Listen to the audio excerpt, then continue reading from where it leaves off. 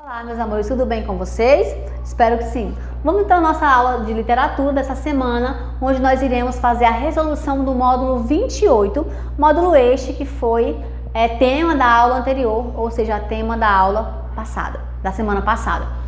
No módulo 28, que é em relação à leitura, tem com a seguinte temática: o texto informativo jornalístico, e nós especificamente falamos de um gênero, desse tipo de texto informativo jornalístico. Nós trabalhamos a reportagem.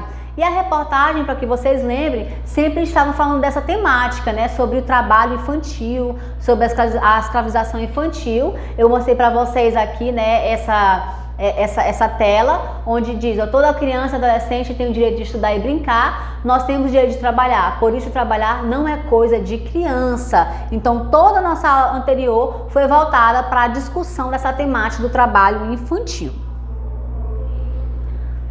Na leitura compartilhada, vamos lá. Seguindo as orientações do professor, releia o texto 1, parágrafo a parágrafo, e sublinhe a frase ou segmento de frase que expõe um assunto principal ou ideia núcleo de cada um. Então vamos refazer a leitura da leitura 1, vou refazer aqui nessa aula com vocês, tá bom? Então pega a apostila do 3 de vocês e acompanhe.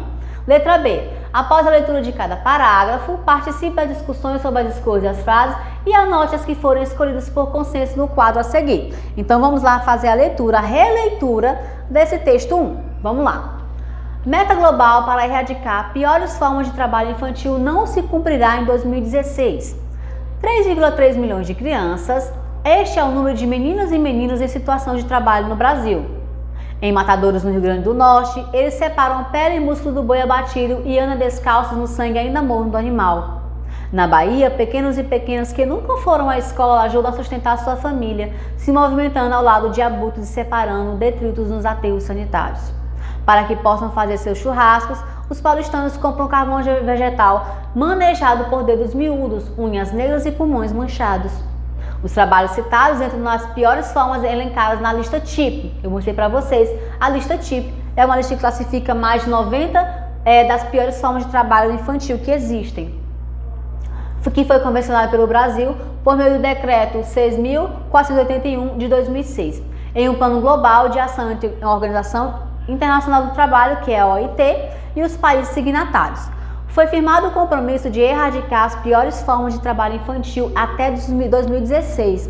Compromisso esse reforçado na Conferência de Aarhus de Holanda, realizada em 2010, e que culminou na criação do documento para a erradicação, conhecida como Roteiro de Haia. Em 2013, na terceira conferência de suma importância para os países do Hemisfério Sul, por acontecer no Brasil, constatou-se que o desejo de erradicar as piores formas de trabalho infantil até 2016 estava distante de ser cumprido. Pelo relatório lançado pela OIT, com as estimativas globais, percebeu-se que se tudo caminhasse de maneira constante, dificilmente o mundo alcançaria a meta de eliminação das piores formas, afirma Maria Cláudia Falcão, coordenadora do Programa Internacional para a Eliminação do Trabalho Infantil. Se os países signatários não podiam cumprir a meta, deveriam acelerar o ritmo de queda do trabalho infantil para melhorar o quadro de suas respectivas nações. No Brasil, explica Maria, foi fundamental o redesenho do Programa de Erradicação do Trabalho Infantil, PET. O governo federal, com participação da OIT, fez um levantamento dos municípios com maior incidência do trabalho infantil, centralizando a atuação primeiramente em 1.913 cidades identificadas. União de forças. Ainda que tenha havido uma resposta rápida do Brasil, dados preocupantes foram divulgados em novembro de 2015, há pouco tempo do cumprimento da meta de 2016. Anunciou-se que, pela primeira vez em 10 anos, houve um aumento no número de crianças trabalhando, crescimento de 9,48% em relação ao ano de 2014. Maria Cláudia acredita esse aumento a fragilidade de políticas públicas. Não existe crise econômica ou política que justifique a elevação desse número. Pressupomos que a sustentabilidade da erradicação do trabalho infantil não é garantida pelas políticas vigentes. Um dado curioso sobre o aumento que proveio de análise da OIT é a concentração em famílias cujas rendas ultrapassam a R$ 415. As famílias mais pobres continuam com o benefício Bolsa Família e têm de manter os seus filhos na escola para recebê-lo. mas os núcleos de renda maior, no desejo de manter um padrão de vida alcançado, ficam receosos e passam a fazer com que o filho trabalhe na oficina mecânica do pai, no lava-jato ou na agricultura, explica a coordenadora. O Brasil, como todos os países membros da Organização das Nações Unidas, a ONU, tem árduas metas a cumprir para alcançar as metas dos Objetivos de Desenvolvimento Sustentável. O prazo é de até 2025. Erradicar as piores formas de trabalho infantil, cumprindo assim com o 8º objetivo, que determina não ser possível um desenvolvimento sustentável sem a certeza de um trabalho decente. E não há trabalho decente com a resistência do trabalho infantil. Então, novamente, a leitura do texto 1, onde fala sobre a temática que roda, que gira em torno desse modo, né, pessoal, que é o trabalho infantil. Vamos então ao que ele se pede, né, após a leitura, fazer aqui a decifração e elencar as informações de cada parágrafo. Bom, no primeiro parágrafo nós podemos colocar aqui essa informação: 3,3 milhões de crianças, este é o número de meninas e meninos em situação de trabalho no Brasil. Então, a ideia principal do primeiro parágrafo é essa. No segundo, em 2006, em um plano global de ação entre a Organização Internacional do Trabalho, OIT, e os países signatários, foi firmado com o compromisso de erradicar as piores formas de trabalho infantil até 2016. Então, no parágrafo segundo, nós podemos tirar esse tópico frasal, essa informação mais importante. No terceiro, em 2013, constatou-se que o desejo de erradicar as piores formas de trabalho infantil até 2016 estava distante de ser cumprido. No quarto, os países signatários deveriam acelerar o ritmo de queda do trabalho infantil. No Brasil, foi fundamental o redesenho do Programa de Erradicação do Trabalho Infantil. Então, essas são as principais informações de cada parágrafo. No quinto, essa informação: há pouco tempo do cumprimento da meta de 2016, anunciou-se que pela primeira vez em 10 anos, houve um aumento no número de crianças trabalhando, crescimento de 9,48% em relação ao ano de 2014. No sexto, um dado curioso sobre o aumento que proveio de análise da OIT é a concentração em famílias cujas rendas ultrapassam a R$ 415. E no sétimo parágrafo, tendo como principal informação esta, que para alcançar as metas do Objetivo de Desenvolvimento Sustentável, o prazo é de até 2025 erradicar as piores formas de trabalho infantil. Na atividade de grupo, na primeira, releiam os parágrafos de abertura dos textos 1 e 2. Que tipo de lead o repórter redigiu no texto? A lead é aquela informação principal, onde responde algumas perguntas.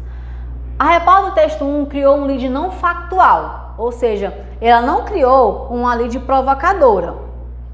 Ela abre o parágrafo com um dado numérico para impressionar o leitor: 3,3 milhões de crianças. Então, ela criou um lead não factual, mas sim um lead que provoca aqui a nossa reação, né? Uma reação.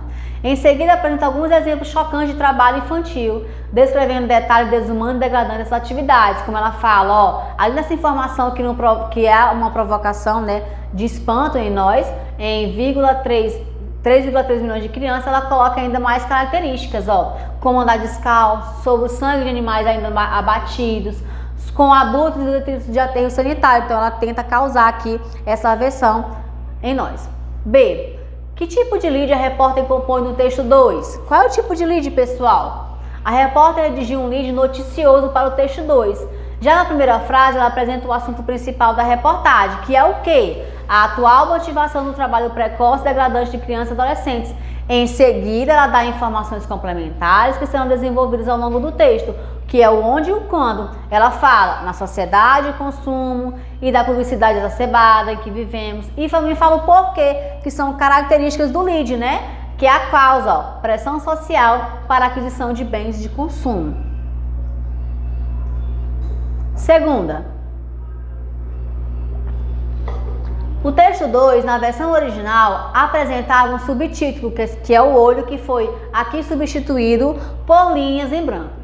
Cria um subtítulo que torne mais claro para o leitor o assunto principal da reportagem e o significado da palavra aliciador, empregada entre aspas no título e no final do primeiro parágrafo, aliciadores. Vamos lá, pessoal, após a correção, anote o subtítulo. Exemplo de subtítulos para vocês: seduzidos pela propaganda, crianças e adolescentes dedicam-se a trabalhos degradantes para comprar bens de consumo. O original que foi apagado por vontade própria e com o apoio dos pais, crianças e adolescentes realizam trabalhos degradantes para poder comprar bens como celulares e videogames. Então, no texto 2, que também fala, né, ele sempre fala que a criança, ou os pais colocam a criança para que o mundo capitalista empurra a criança para o trabalho infantil. Então, podemos aqui colocar esse subtítulo dentro desse título maior aqui. Na terceira, observe que em alguns parágrafos do texto 2 estão precedidos por linhas em branco. Crie intertítulos que indicam ao leitor o assunto específico do trecho iniciado por cada um desses parágrafos. Depois da correção, anote naquelas linhas.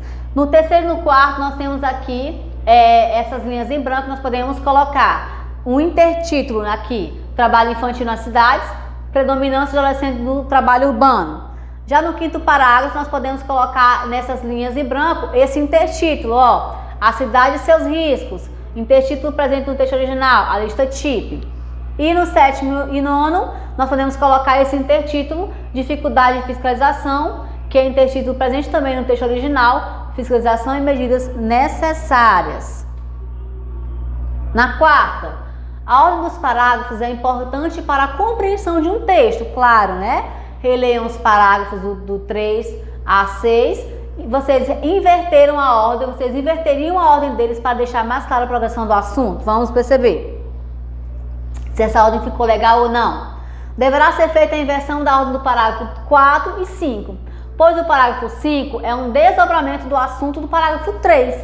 Então, tem uma informação no parágrafo 3, que é o consumismo como caso do trabalho infantil, e já no quarto ele introduz informações sobre a lista TIP, que é assunto do sexto. A ordem mais coerente seria, portanto, o terceiro, depois, ao invés do quarto, voltar para o quinto, porque o quinto ele fala sobre esse consumismo, depois, aí sim, o quarto, que ele introduz informações sobre a lista TIP, e o sexto, que fala exatamente sobre essa lista TIP. Então, seria essa a inversão correta. Eu peço que vocês ainda, né, caso vocês realizem a parte teste e a parte designada para casa.